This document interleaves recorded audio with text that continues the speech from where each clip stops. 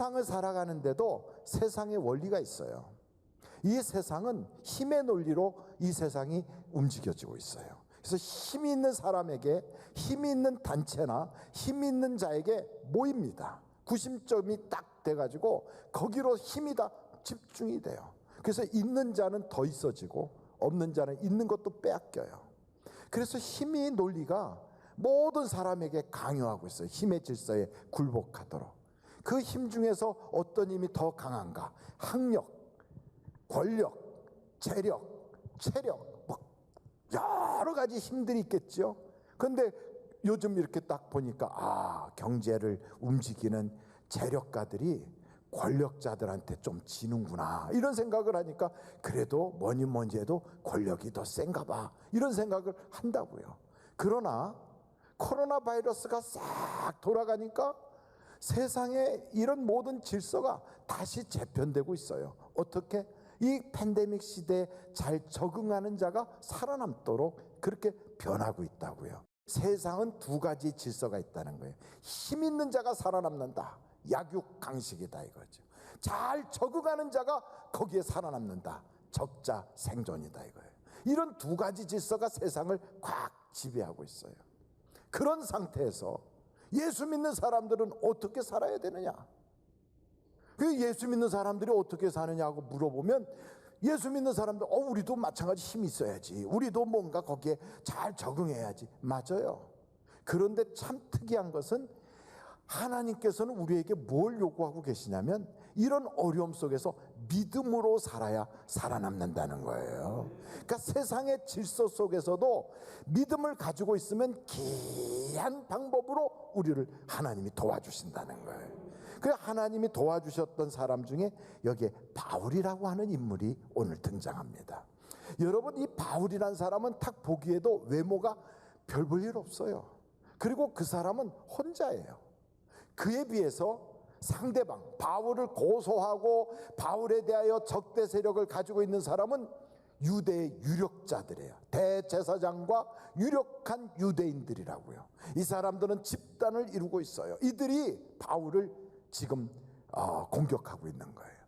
그래서 총독 앞에서 바울을 고소하는데 그 총독에게 요구하는 건 하나밖에 없어요. 총독님, 저 바울이 총독 관저가 있는 가이사랴에 가 있는데 지금 총독님이 새로 부임하여 예루살렘까지 오셨으니 기왕 이 자리에서 바울을 불러내서 여기서 재판을 받게 해주십시오. 그렇게 요청하는 거예요. 바울은 가이사랴에 있고 총독은 예루살렘에 있고 예루살렘의 유력자들은 다 예루살렘에서 총독에게 여기서 재판을 받게 해달라고 간청을 하는 거예요. 그렇다면 총독은 정치인이라고요.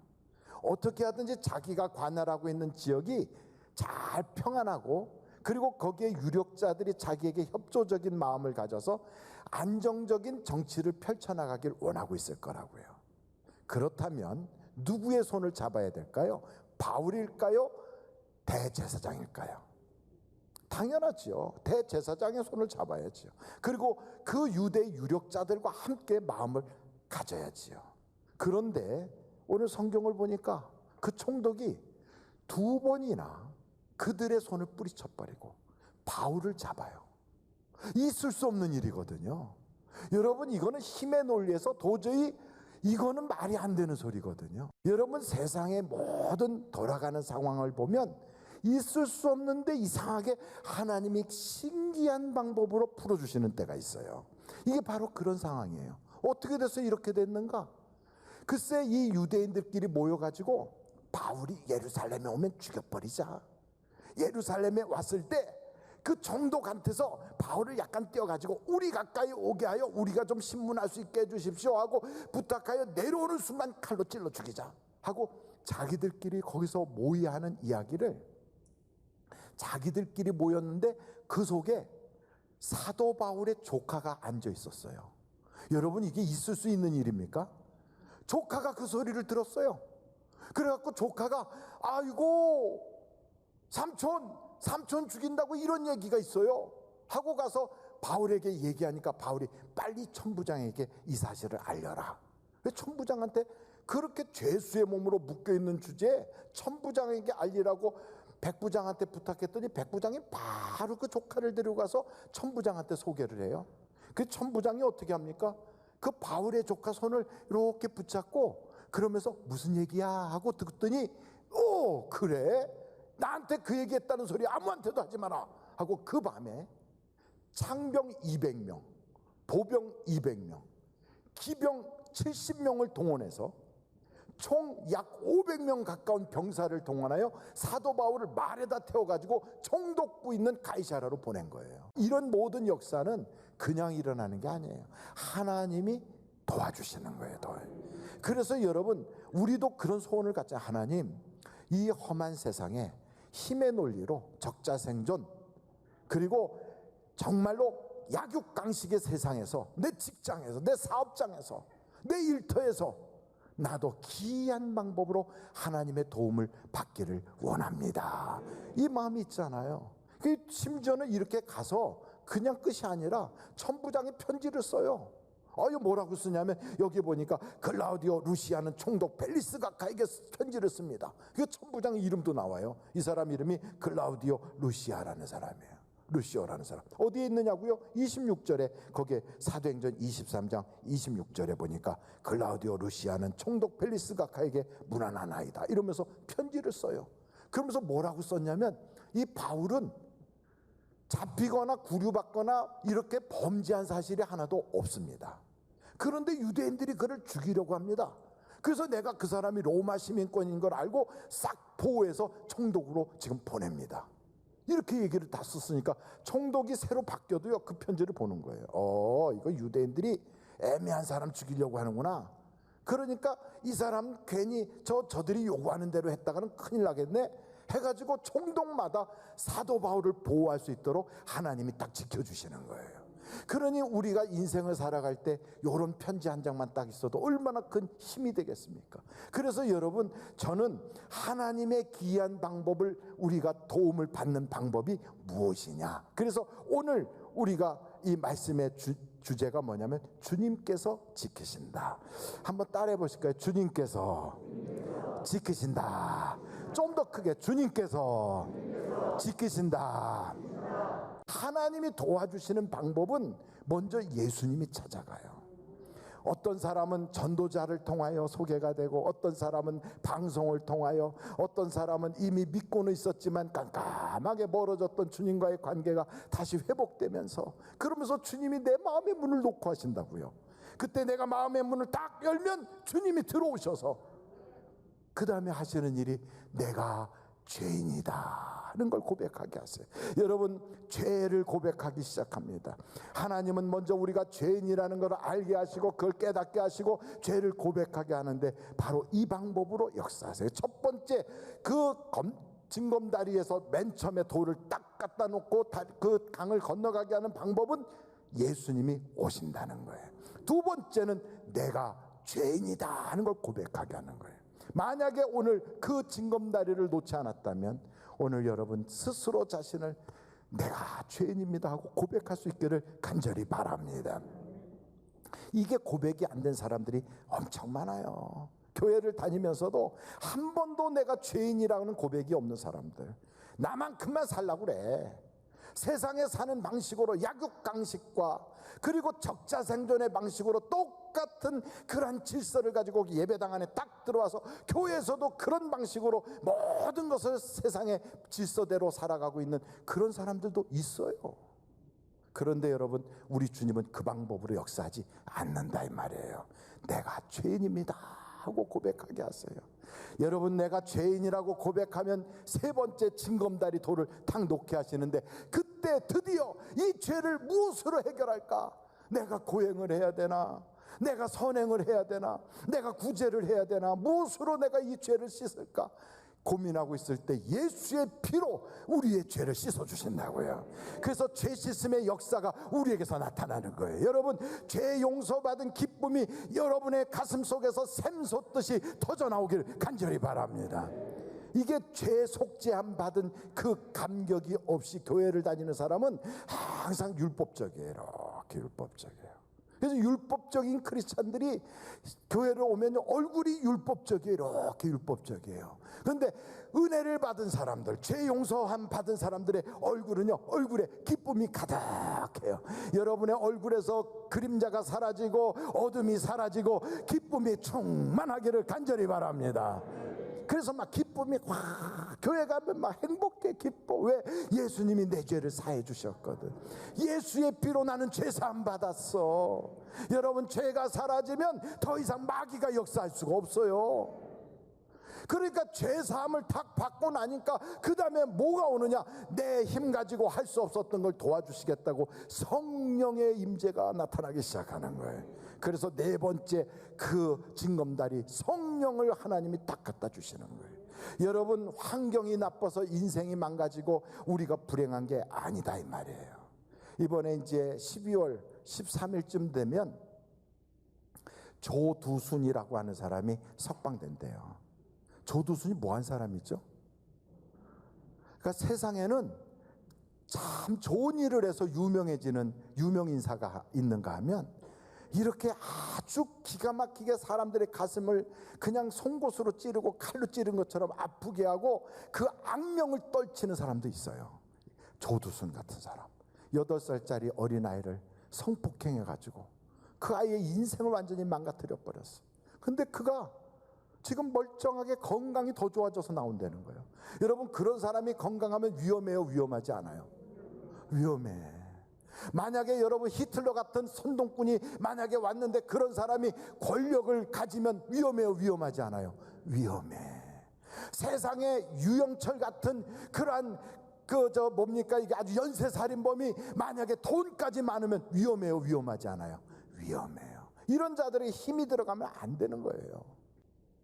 그런데 문제가 어디 있었냐? 그 평범한 그들이 악한 마귀가 탁 장악하여 움직이니까 이게 살인자가 되고 가정을 황폐하게 만들고 세상을 파괴하고 모든 사람들의 마음에 어둠을 쫙 뿌리더라는 거죠. 그러니까 문제는 어디에 있다? 죄에 있고 마귀에 있더라는 거예요. 그래서 이 문제를 해결하는 방법은 그가 죄인인 걸 고백하게 하고 그 악한 마귀를 그의 속에서 쫓아내버리면 그 악했던 사람도 변화하더라는 거예요. 변화하더라는 거예요. 그래서 김익두라고 하는 그 건달 깡패, 이거 황해도에 아주 보통 깡패가 아닌데 그 김익두를 만나지 않게 해달라고 사람들이 성황당에다가 에이구 하고 돌멩이 던지고 그러면서 이제 막걸리 이렇게 쭉 뿌리면서 김익두 만나지 않게 해달라고 이렇게 말하는 아주 못된 인간인데, 그런 인간도 예수님을 만나고 자기가 죄인인 걸 고백하고 예수의 피로 죄 씻음을 받고 그 속에 있던 그 어둠의 영 마귀가 쫓겨나가고 성령이 그에게 들어오니까 사람이 바뀌더라는 거예요. 전도자가 되더라는 거예요. 전도자가. 가가와 도요 히꼬, 가가와 도요 히꼬라는 하는 사람. 이 사람은요 기생의 아들이고 자기 아버지가 중추원에 거기에 그 서기관으로 있는 그런 인물인데 평생에 자기는 자기 아버지를 아버지라고 불러본 적이 없어요. 왜요? 아버지가 기생의 아들로 사생아로 태어난 자이기 때문에 아버지라고 부르지 못하게 했거든. 세상에 버림받은 자로 기생의 아들인데 나 같은 자도 하나님의 아들이 될 수 있습니까? 하고 물었더니 예수만 믿으면 당신도 하나님의 아들이 될 수 있습니다. 그 이야기에 그의 가슴이 녹아지면서 예수를 받아들였어요.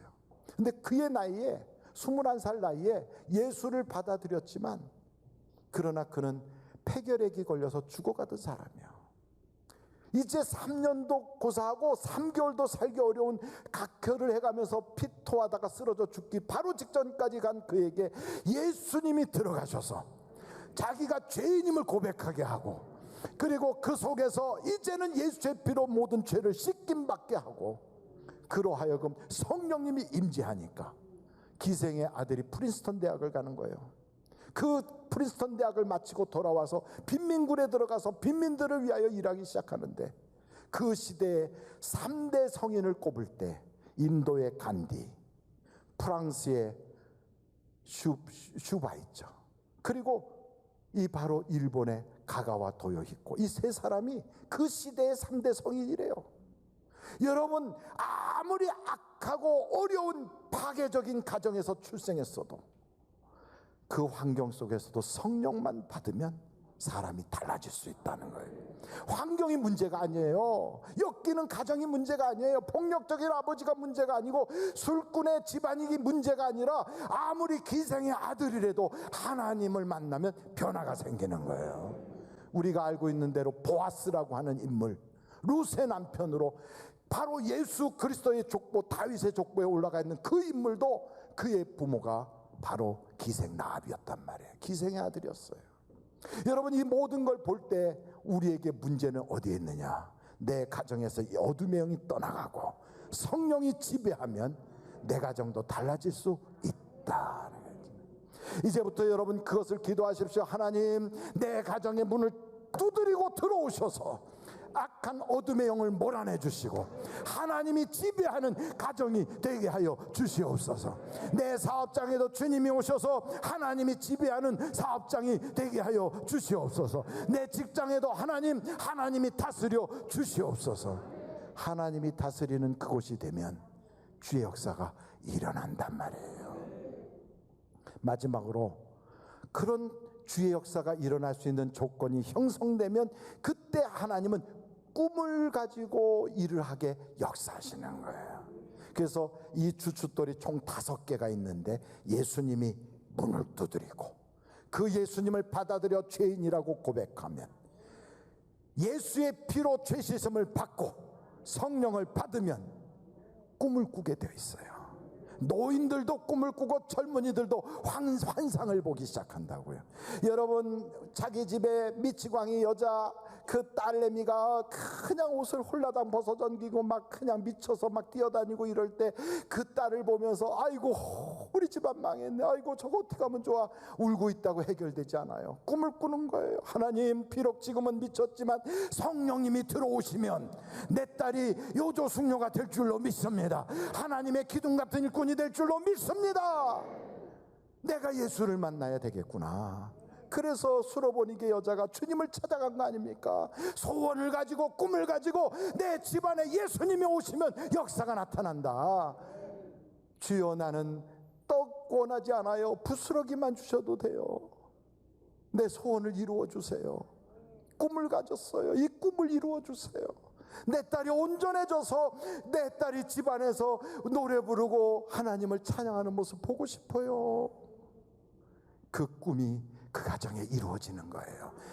여자여, 내 믿음이 크도다. 믿음이 다른 겁니까? 믿음이 바로 꿈꾸는 것이지. 성경에 보니까요, 친구들이 중풍병에 시달리는 자기 친구를 둘러매고 우리 예수 만나자, 예수만 만나면 너의 운명도 달라질 수 있어.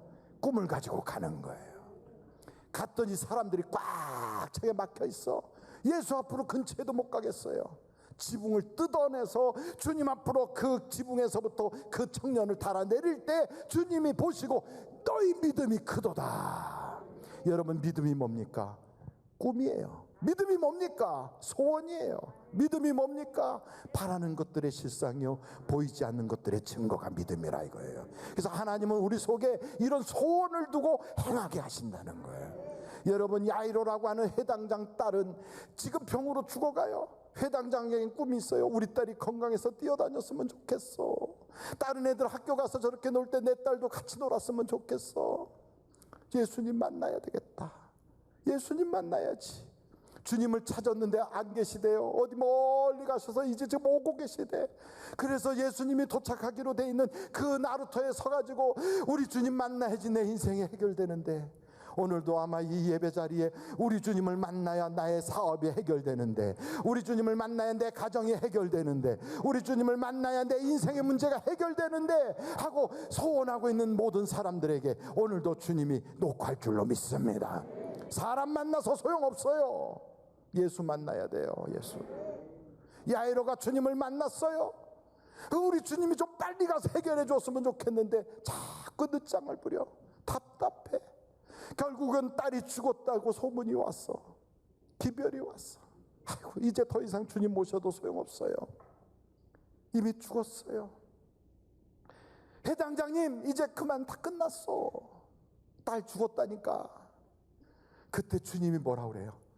믿기만 하고 두려워 말라.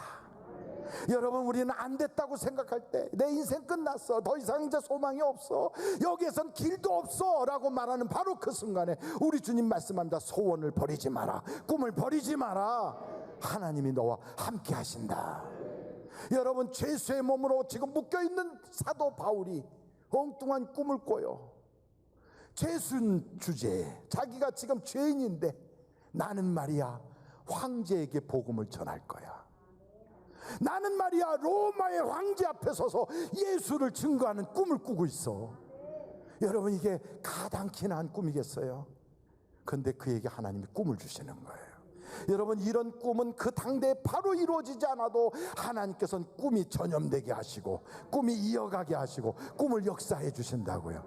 그것을 그의 영적인 아들 디모데가 받게 하시고, 디모데가 전도한 사람이 그 꿈을 받게 하시고, 나중에는 그 꿈을 바로 여러분들이 잘 알고 있는 콘스탄티누스라고 하는 그 로마의 황제의 어머니에게 그 꿈이 전달되어 그 어머니가 예수를 믿게 하시고, 마침내는 황제가 예수 그리스도를 당신들의 그 나라의 국교로 공인하는 역사가 일어나게 하시더란 말이에요.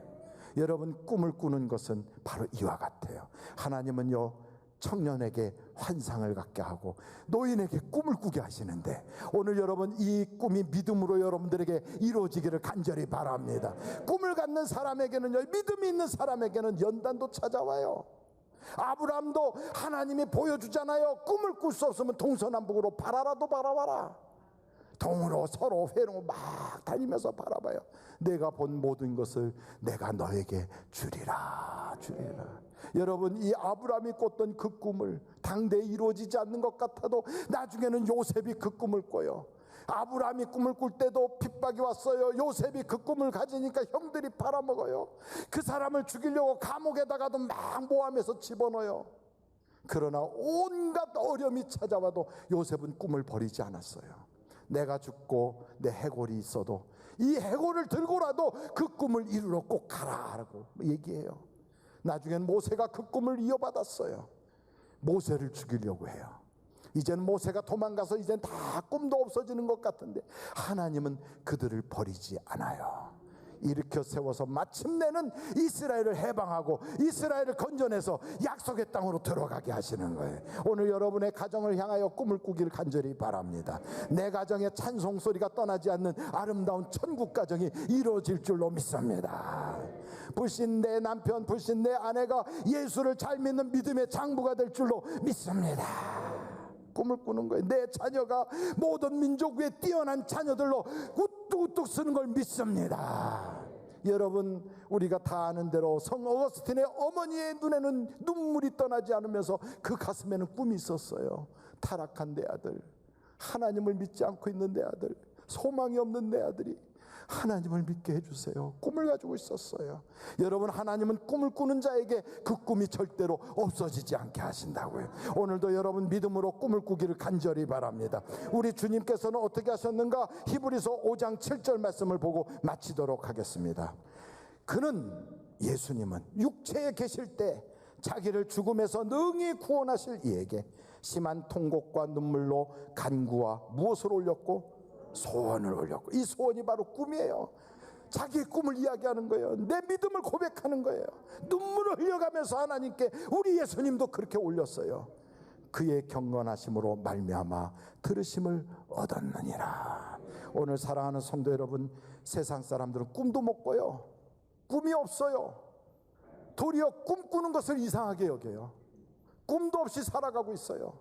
이런 시대에 성령님을 통하여 오늘 주시는 그 꿈을 믿음으로 받으세요.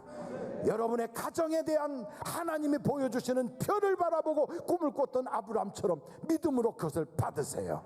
그리고 이 꿈이 내게 이루어져 하나님께 찬송 부르는 가정, 하나님이 다스려 주시는 하늘나라를 이루는 그러한 삶이 되게 해달라고 기도하세요. 우리 예수님도 기도할 때 그 꿈이 이루어졌어요. 오늘도 여러분 다 같이 예수를 통성으로 부르면서 기도하도록 하겠습니다.